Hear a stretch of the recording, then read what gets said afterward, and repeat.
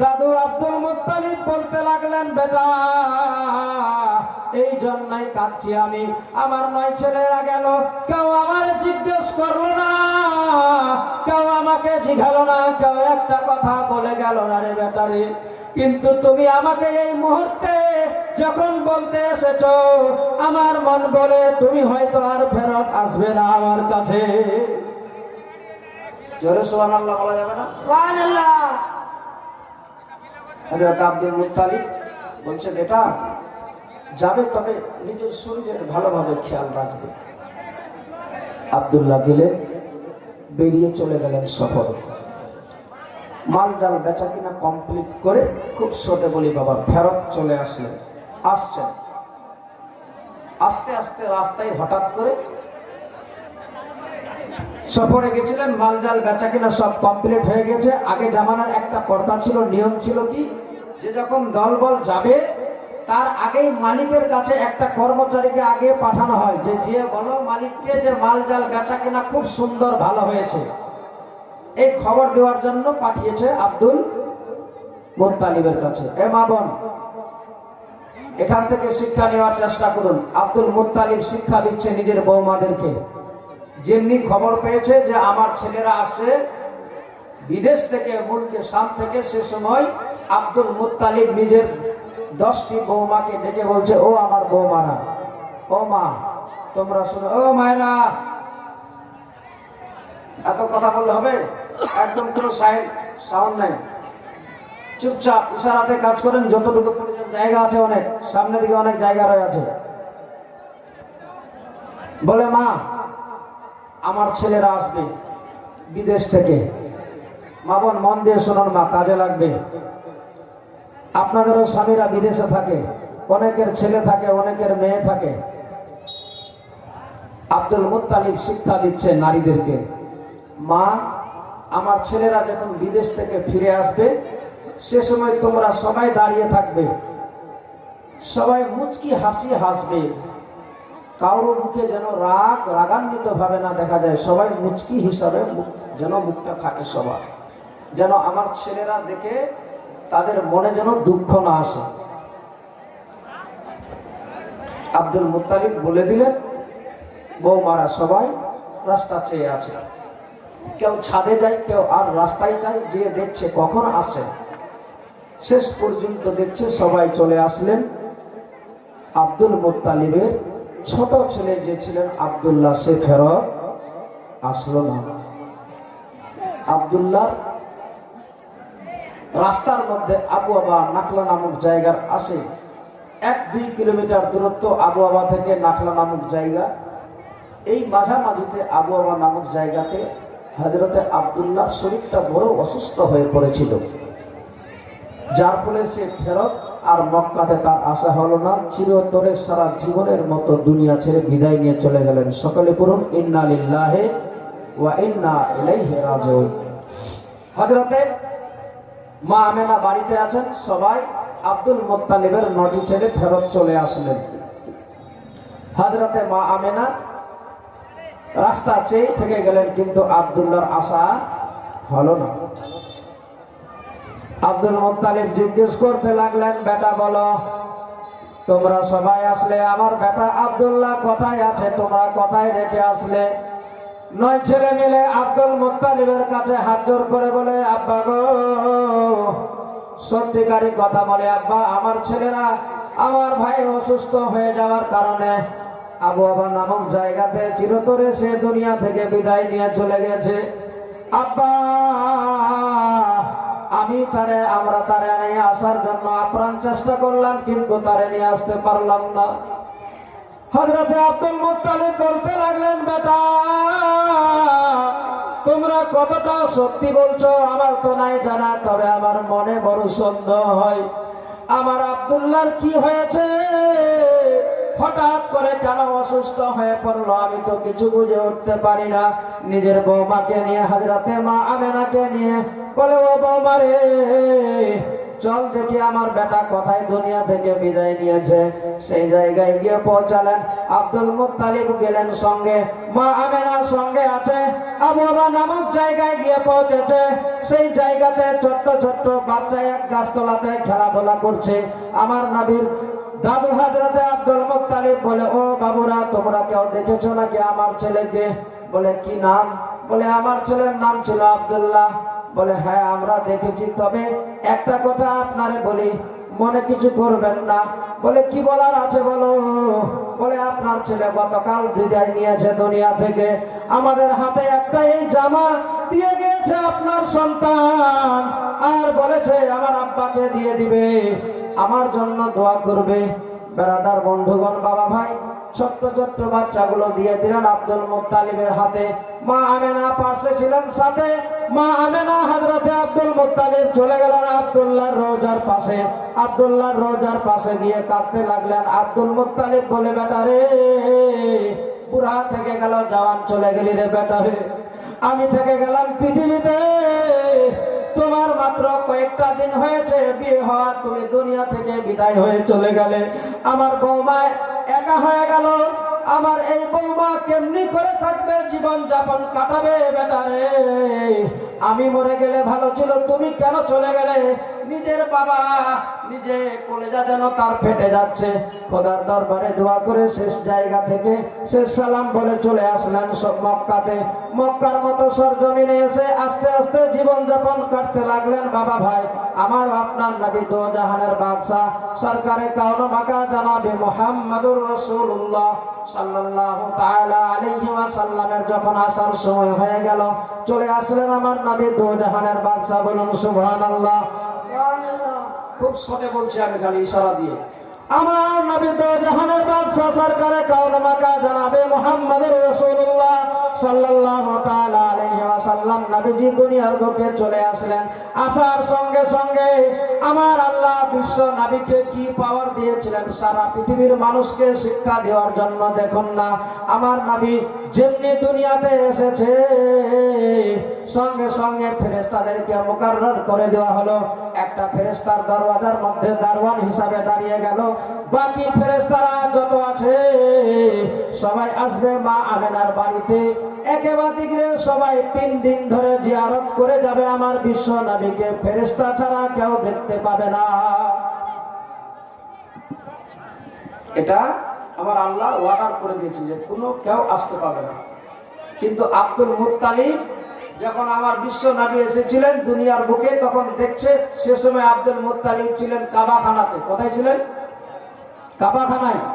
সে সময় দেখছে কাবাখানায়, যে কাবার দিকে আমি তাকিয়ে আছি, যে কাবার দিকে তাকাচ্ছি, সে কাবা আমার ঘরের দিকে ঝুঁকে আছে। বলুন সুবহানাল্লাহ।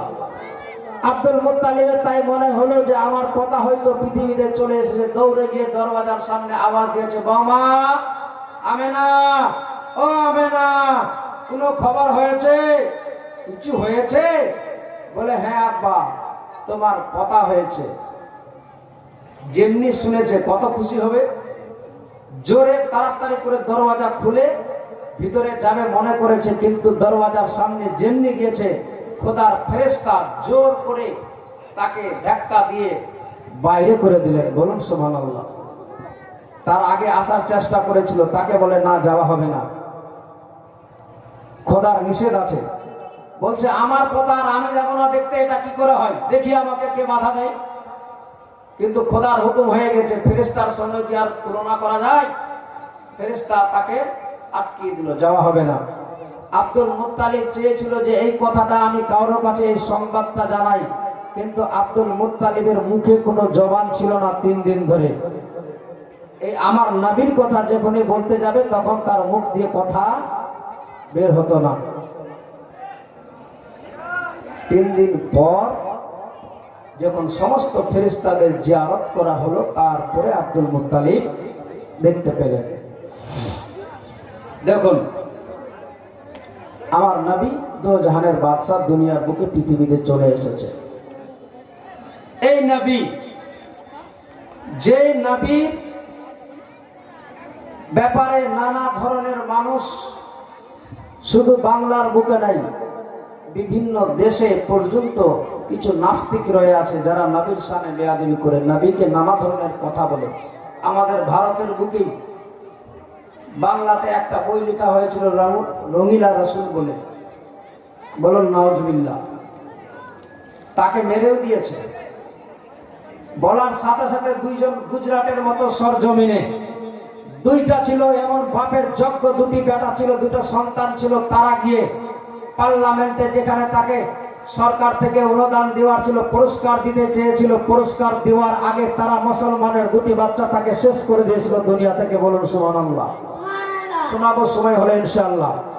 সেই নবী, যেই নবীর আজ আমরা উম্মতি হতে পেরেছি, সেই নবী দুনিয়াতে আসার সাথে সাথে সিজদার হালাতে তার মুখে একটাই জবান জারি আছে, সেটা হচ্ছে একটা মাত্র, ইয়া রাব্বি হাবলি উম্মতি, ইয়া রাব্বি হাবলি উম্মতি।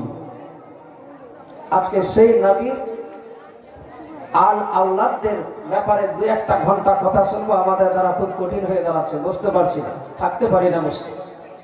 আল্লাহ যেন সকলকে তৌফিক দান করে, বলুন আমিন। বাবা ভাই, নবীজির বয়স 6 বছর হয়ে গেলেন। আস্তে আস্তে নবী বড় হয়ে গেলেন। 6 বছর বয়স। কত বছর? 6 বছর। জীবনী তো শুনছেন, নবী জীবনী শুনতে গেল হিজরত পর্যন্ত যায়, তারপরে জীবনী আবার হিজরত পর্যন্ত যাওয়া খুব কঠিন হয়ে দাঁড়ায় 2-3 দিনে।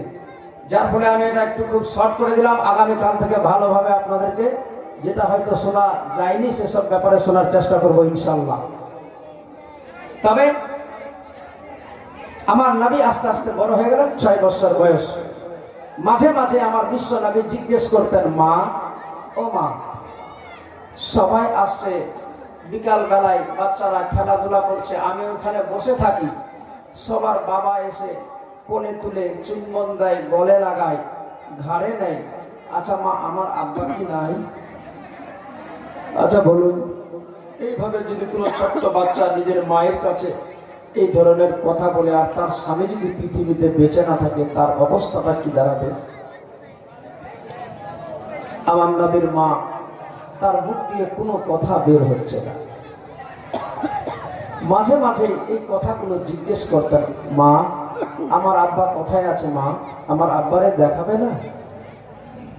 তাই হযরতে মা আমেনা ভাবলেন যে আমার ছেলেরও 6 বছর বয়স হয়েছে, বিয়ের পর থেকে নিয়ে শুরু করে এখন পর্যন্ত আমি যেতে পাইনি আব্বার দেশে।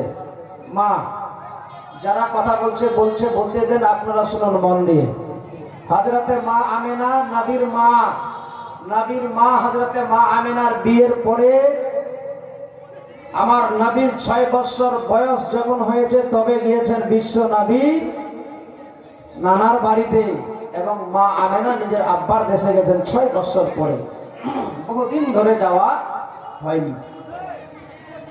তাই হযরতে মা আমেনা ভাবলেন যে আমার ছেলেকে, সন্তানকে নিয়ে যদি এখন সোনার মদিনায় যাই, তাহলে একটু দেখে আসতাম। তার সাথে সাথে আমার স্বামী, তার বাবা যে দুনিয়া থেকে বিদায় নিয়েছে, সেই জায়গা থেকে একটু জিয়ারত করে নিয়ে চলে আসতাম। কারণ জানি না আল্লাহ কার কখন মৌত লিখেছে, কখন দুনিয়া ছেড়ে চলে যেতে হবে। আমার ছেলেটা বারবার করে এভাবে বলছে, আমি যদি না দেখাতে পারি তাহলে আমার কাছে আমার মুখ দেখা বাহাত হয়ে যাবে।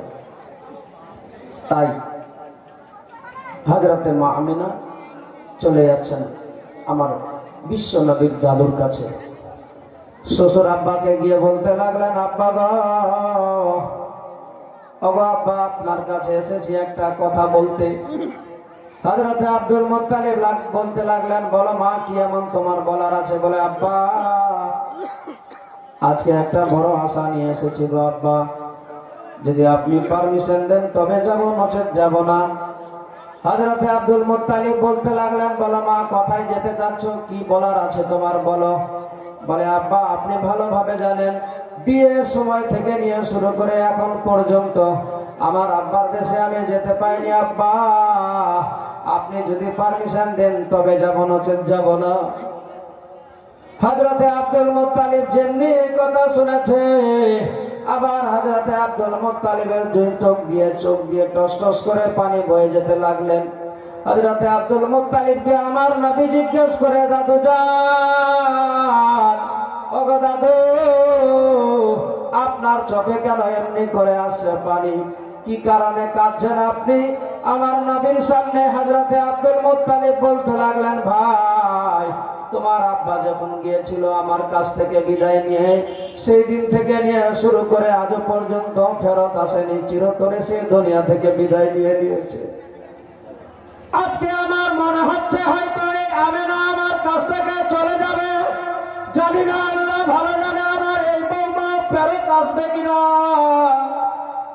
আমেনা বলতে লাগলেন, আব্বা আপনি চিন্তা করেন না, কয়েকটা দিন অপেক্ষা করেন, আমি তাড়াতাড়ি মদিনা থেকে ফেরত চলে আসব। আমার নবীজিকে সে সময় সামনে দাঁড়িয়েছিল আব্দুল মুত্তালিব বলতে লাগলেন, মা তুমি যাবে, তবে তোমার সঙ্গে একটা আমি দাসী দিতে চাই, যে আব্দুল্লাহর দাসী যার নাম উম্মে আইমান, তাকে সঙ্গে নিয়ে যাবে। রাস্তার মধ্যে কোনো কোথাও যদি কোনো অসুবিধা হয় তাহলে তোমার সহযোগিতা করবে উম্মে আইমান। আমার নবীর মা দো জাহানের বাদশাহ সরকারে কাউনওয়া কাকে সঙ্গে করে নিয়ে উম্মে আইমান চলে গেলেন সোনার মদিনাতে।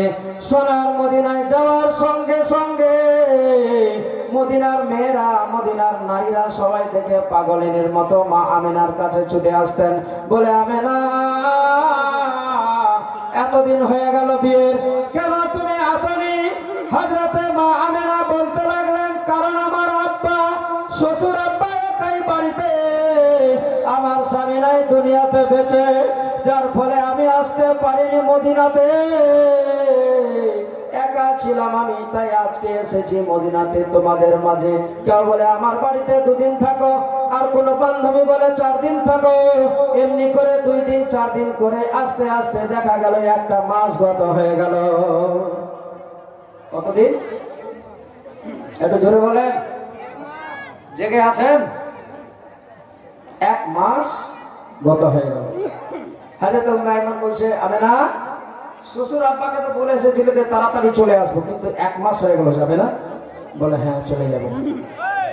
সবাইকে বলছে, ও আমার সাথীরা, ও আমার চাহানা ওয়ালিরা, তোমরা যারা আছো একটু মন খুলে শুনে নাও, আমার আর থাকা হবে না, আমি চলে যাবো।